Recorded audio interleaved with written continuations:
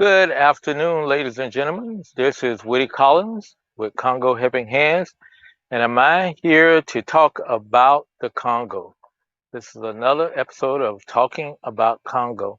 Glad you stopped by, and hopefully that you'll be getting some good information, something else that you did not know about Congo, something of update from the Congo.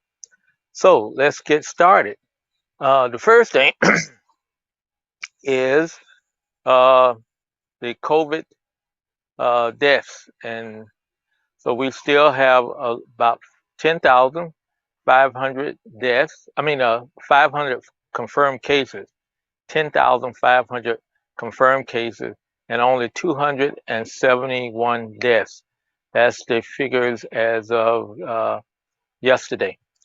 And for the Ebola outbreak, we have 124 people who have contracted Ebola, uh, and then we also have 50 deaths.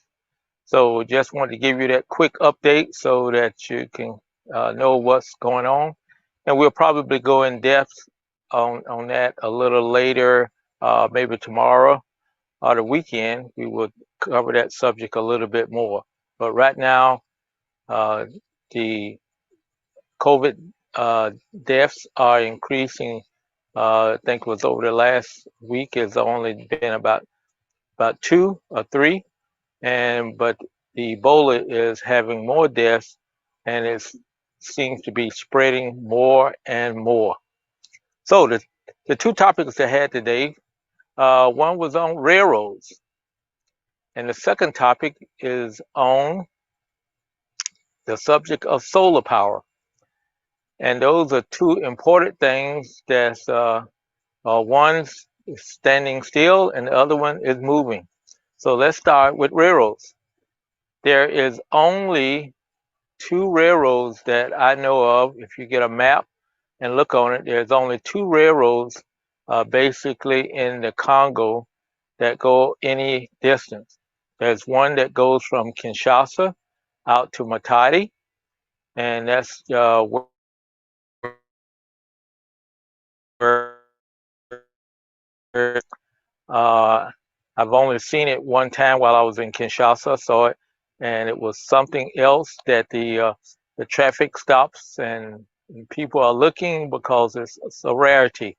And I would say, from the standpoint, is probably only runs maybe once a week, or maybe even less frequently. I don't know. I'm gonna have to find the details on that. But it was a rail car. But over in the Kasai, we have the privilege of having one railroad also, and that goes from the border, Angolan border in Lubumbashi, all the way up to through Kananga. Next, it stops at Mweka. The next largest place is Mweka, and the last stop is at the river, the Kasai River, over at Ilebo. I've seen that, and I've went followed that river. Followed that railroad uh, all the way down towards Lubumbashi. Down towards Lubumbashi. I've never been to Lubumbashi, but I've been probably maybe a third of the way down there, and I saw the railroad tracks. And also, we used to go up to Bulape, which is on the north of Mweka. We used to see that train quite frequently. I should change that. We saw the railroad tracks quite frequently.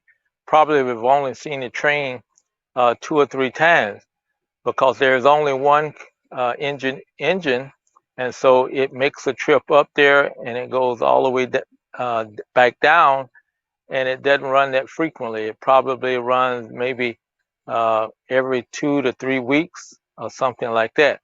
So, and I've been in Kananga, and you can tell in Kananga, people start lining up at the train station. There's a big train station there, and everybody's sitting out, and they get there when the train comes in. It usually stays for a number of hours while they load stuff and unload things, and then people all get on, and I guess there is only so many seats on the train. It's more of a cargo train than it is a personnel train.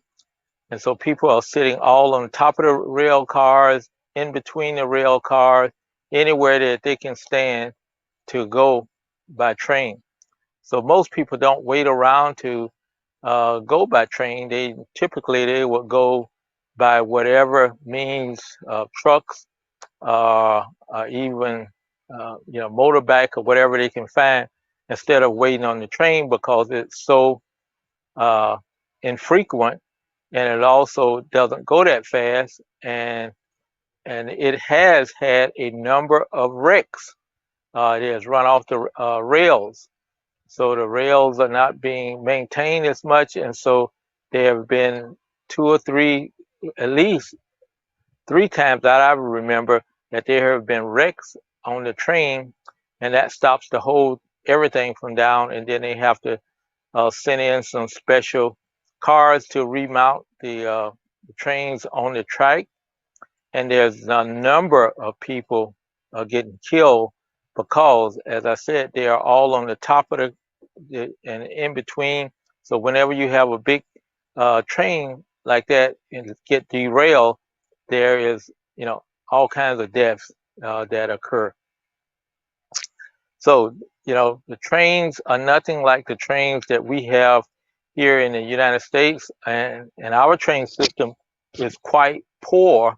I would say poor uh, from a passenger standpoint than they have in Europe. There's trains that run on the hour throughout Europe and places like that, where we have trains that maybe run once or twice a day from like Indianapolis up to Chicago.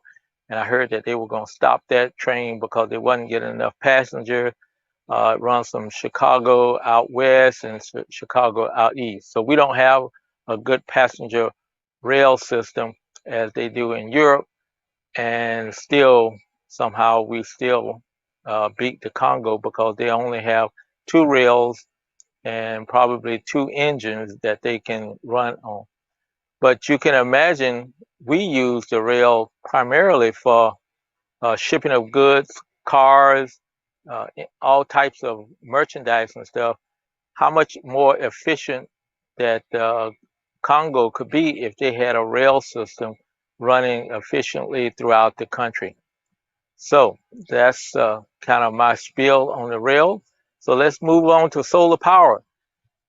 I'm standing out here in the sun, and in Congo, they have typically about 12 hours of sunlight each day, since they're right on the equator. There's actually the equator goes through the northern part of the country, and so you have it straddling the equator.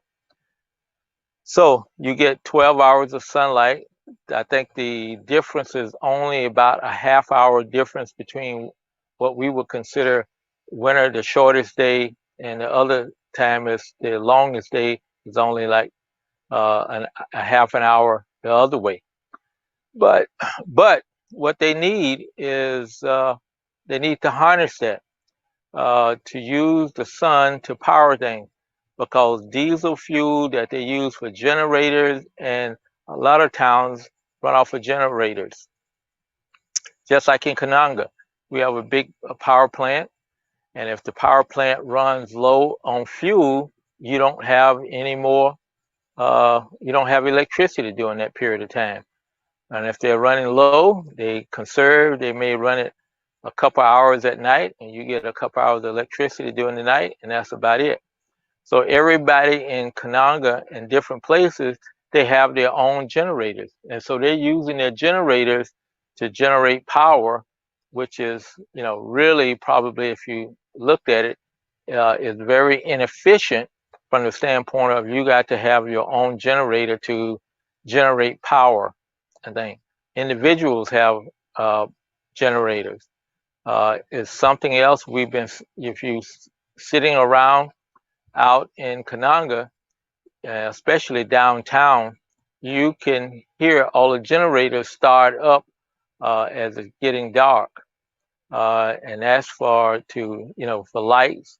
Uh, to run, different activities to keep the freezer. Some of the stores have frozen foods, and so you're keeping everything cold, and so you have to run the generator because the power company may not be generating power until 7 o'clock, and it starts getting dark at about 6 o'clock. So you got that in between time that it's best to have a generator if you have one at all. But the answer to that is, like I said, is solar power. Solar power you can harness either with batteries. I've seen some battery systems that they store the energy in batteries, and so they have electricity at night. Because if you got enough panels, you can generate enough electricity to charge your batteries during the daylight hours, and then you can have energy at night to run lights and things like that.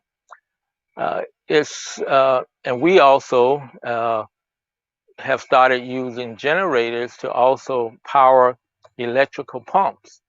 And what that is, you attach your generator power that comes off the generator to run an electric pump. So they have electricity to pump water from sun up in the morning to sundown. And that's a great convenience and a lot more efficient because you can fill up a tank if you can get ahead of everybody coming to get water. And you can have water into the evening and even first thing the next morning.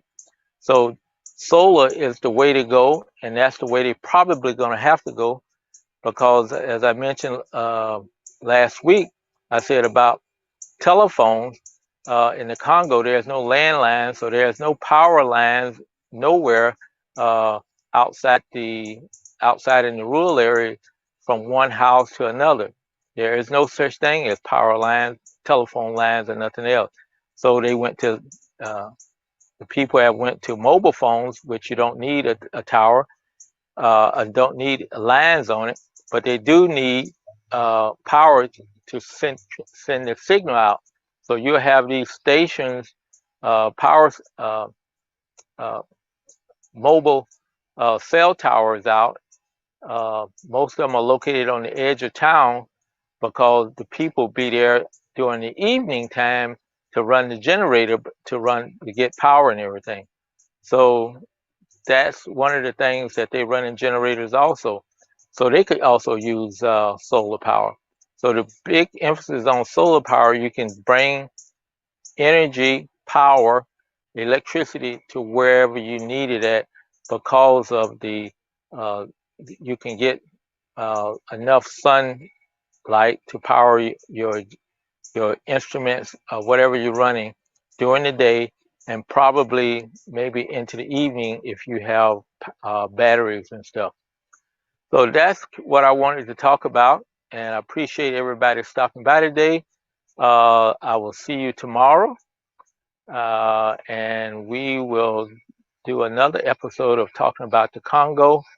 And I'd like to thank everybody. Be safe, take care of yourself, and be blessed.